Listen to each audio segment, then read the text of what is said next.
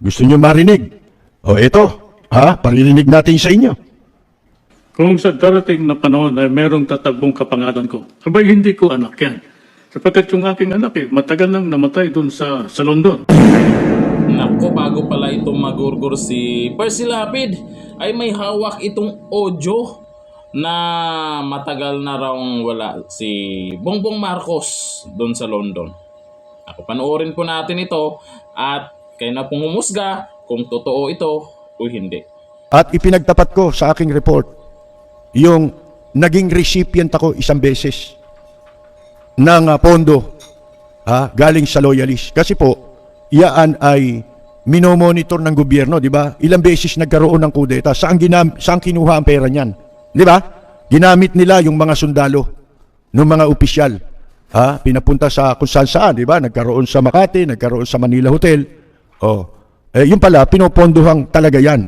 Gaya nung tumutugma dito sa ipinagtapat na ito ni Ronnie Estrada. Gusto nyo marinig? Mga kaibigan, si Apo Ronnie. Ito, paririnig natin sa inyo. Kung sa darating na panahon ay merong tatagbong kapangalan ko, abay hindi ko anak yan.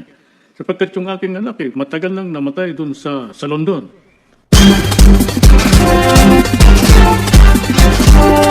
Sample pa lang yun. Gusto nyo pa ng isa pa? Mga kaibigan, ito pa. Kahilingan, Imelda, ang aking kahilingan ay ilibing ako sa libingan ng mga bayani at ipamahagi mo ang Swiss account sa mga naghihirap na mga Pilipino.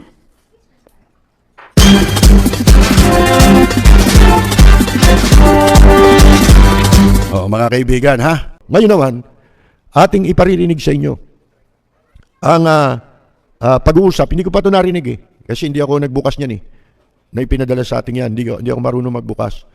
Pinabukas natin. Ngayon lang mapaparinig ito. Pero ito yung sinabi niya ni Ronnie Estrada sa atin na may kopya si Bongbong. Pinadala niya. Ang sagot lang ng sekretarya, no comment. No comment daw si Bongbong. Okay. Ito ho yung nagpa-practice sila kung ano mga sasabihin. Hindi lang pala si Manda Elizalde ang patatawagan sa kanya, kundi meron pang iba na mga crony ni dating dictator Ferdinand Marcos, mga kaibigan. At si Ronnie Estrada po, hindi nyo na itatanong, siya ay dating entertainer. Gumagaya ng boses, kumakanta rin po. At siya po ay nagtrabaho rin sa Bureau of Customs. Inilagay siya ni Marcos doon sa opisina ni General Ramon Parolan. Hindi siya sa labas. Kung hindi siya yung mga examiner, mga ganon, hindi. Nandun siya sa opisina ni General Ramon Parolan na naging commissioner nung panahon ni Marcos. Isa sa matinong commissioner yun, si Ramon Parolan. Ito, iparinig natin, di ba? Dahil nung nasa Hawaii na si Marcos, ay nagkaroon ng idea itong si Babes Romualdez na ambassador ngayon sa Washington, na gamitin siya para makuha nila yung mga perang naiwan ni Marcos, pamilya Marcos, sa kanyang mga crony. At baka hindi alam ni Manda Elizalde na hindi si Marcos yung nakausap niya noon. Narito po, pakinggan muna natin ang sinasabing audio ng rehearsal na ginagawa po ni Ronnie Estrada kasama si Ambassador Babes Romualdez. Bumalik siya na.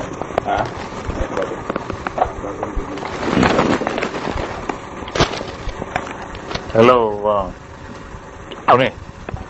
How are you? Ngayon, Tony, very briefly, dahil it's difficult for me to go to a safe telephone. Alam mo na, sinusundan tayo dito. But anyway, I managed to sleep out of the house, so I cannot stay out too long. Tony, this is very important. Very many people know about this. Hello, Tony. How are you? Good. Okay. Yung po boses ni Ngayon, Tony, very briefly, Ambassador it is very difficult for me to go to a safe telephone. Alam mo naman, sinusundan tayo dito. But anyway, I managed to sleep out the house so that I can, so I cannot really stay out too long. Tony, this is very important. Not very many people know about this. Maski na ang mom mo ay hindi niya alam ito. So please do not discuss this with anyone. Something will happen in Manila within the next 2 weeks. Parang inaam. Something will happen in Manila within the next 2 weeks. At kita tinawagan to ask for your help. This is very important. Please do not fail me on this one. We need you to deposit $6 million US dollars to an account in Hong Kong. Sandali lang. Can you take this down? Are you ready? Are you ready? Bank in Hong Kong is the Yuan Shanghai Bank. The account number is 567471164. And attention, Wong, HPP. Nakuha mo? Yes, sir. $6 million US dollars sa account number na yan. Yes, sir. Okay. Oh, sige, Tony. I really appreciate this. May babalik natin lahat yan, okay? Babalik natin lahat yan. Okay, thank you. And goodbye. So you're trying on the first few ones. Biya. Sir, okay. Hello, sir. Kausapin kayo ni sir dito sa Mangulo. Wala. Hello, Tony. How are you? Ngayon, Tony, very briefly, dahil it's difficult for me to go to a safe telephone. Alam mo na, sinusundan tayo dito. But anyway, I managed to sleep out of the house, so I cannot stay out too long. Tony, this is very important. Not very many people know about this. This is very important. This is very important. Not very many people know about this. Maski ang mom mo, hindi niya alam ito. So please do not discuss this with anyone. Something will happen in Manila within the next 2 weeks. We do not discuss this with anyone. Para. Something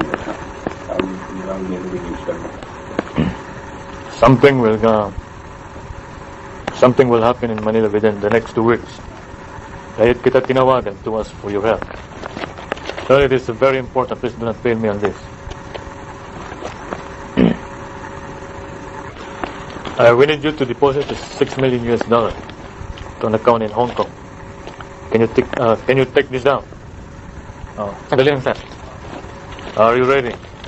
The bank in Hong Kong is the Hong Kong and Shanghai Bank.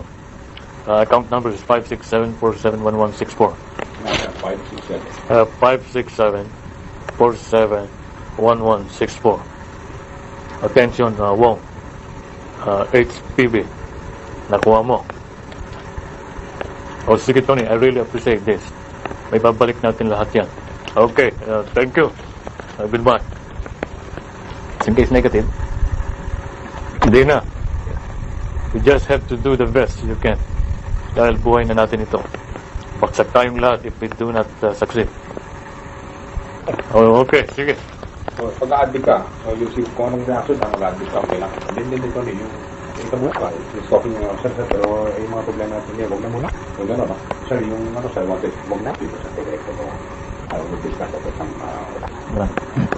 so you'll have to, do not, in other words, some script mo na yan, just to give you an idea. Kung if you can say, verbatim, na wala siyang salita. Pero kung magsalita, say you have to react.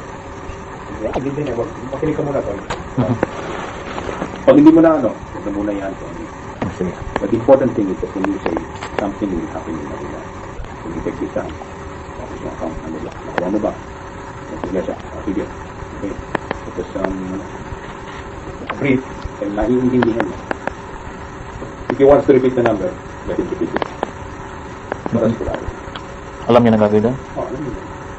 Kung tanong niya, sir, how I will arrange this matter? Sir, just pa-transfer mo, try to time to do your best. You have to do it. You have very little time. So yun ang mga reaction mo. Sabi niya, sir, Wala akong ganyan na I don't have that, you better try your best on it. about it. So yun daw kung hindi ng tulong siya na kailangan pa. Okay. You have reimburse you. Ano ba? Sir, I have only 3 million. Paunahin mo na muna yan. Pagkatapos yung sunod mo na yung therapy. Ano na mga kalusan. Sir, I can only afford 3 million or 1 million. O sige, unahin mo na muna yan. And then you, as soon as possible, you don't take very much time. Possibilities. Ano yung mga tanong ko? Yung mga kalusan. Yan, sasabihin. Basta kung may indication na meron siyang ibibigay, okay. Hindi, unahin niya right away. Because we don't have very much time. The script is basically just the essence of what you have to say. But you, paalam, talk also, so, Sige lang. oh, Sige tayo. push lang. Sorry, ngayon na ako humingi ng tulong sa'yo. Ibis na.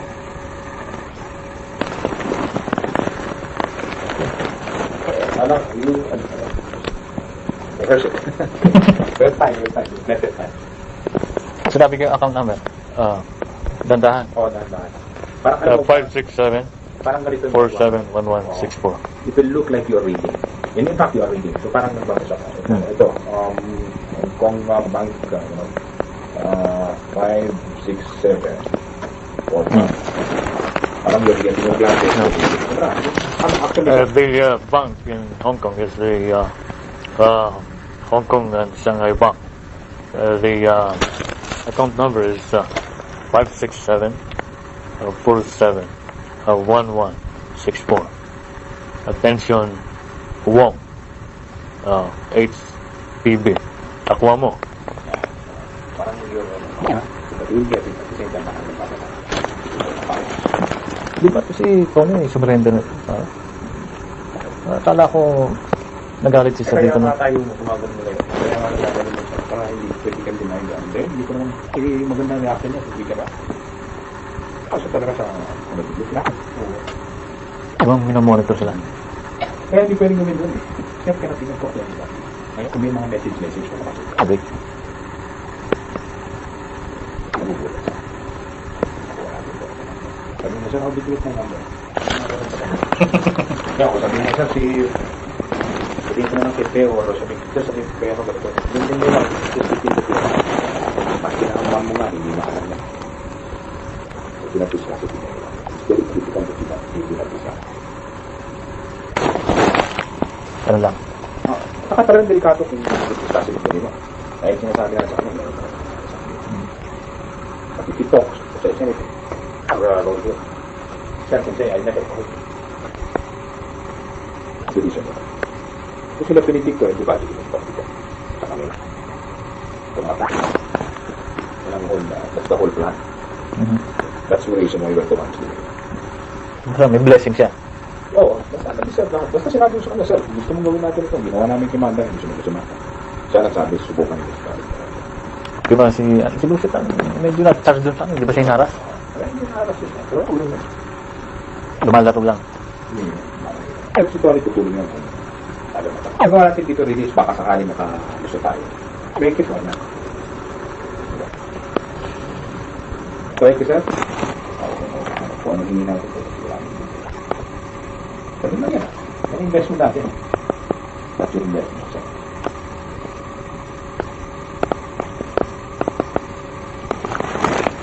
That's the whole plan.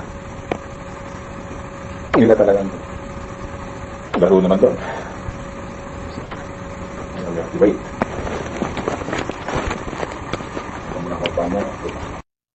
Yung palang narinig natin, instruction, at pinapractice yung sasabihin. Bueno, mga kaibigan, kayo na ho ang bahalang, dyan, umiisip kung ano ang inyong interpretasyon dyan. Matagal na yung tape na yan. Di ba na sabi nga na yan, bigla na lang inabot sa kanya habang siya sa isang parking lot. Nagulat siya, inabot na lang ng isang hinihinalang mga ahente ng Estados Unidos. Pagkatapos na mamatay na si Marcos, nagulat siya. Wala naman silang ginawang tape pero yun ang nilalaman nung inabot sa kanya na tape. Nako, totoo kaya yan? Noon pa naman ay napag-usapan na po ang tungkol dyan.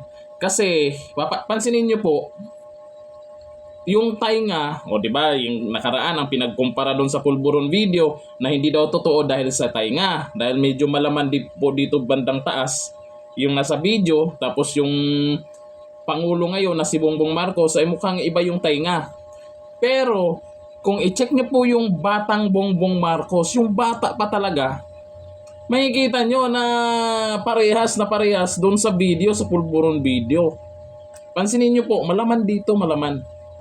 Kaya maraming naguguluhan tungkol dyan. Ang iba, hindi lang daw pulburon test ang kailangan ni Pangulong Bongbong Marcos. Nako, ang dami nang dapat itest. Yung mga Duterte ngayon, magpapatest na. Pero itong pinagtanggol ng mga, ewan ko lang, mga bayarang trolls to at bayarang vlogger, ay hindi naman tumanggi tungkol dyan. Malaking issue na po yan, matinding issue po yan. Puro pagtanggol, ipagtanggol, pero wala namang ko. Si Percy Lapid, sino kaya ang totoong may masamang gumawa sa kanya, no? Sino kaya? Alam nyo ba kung sino? Comment down below. Nandito lang, thank you. Bye-bye.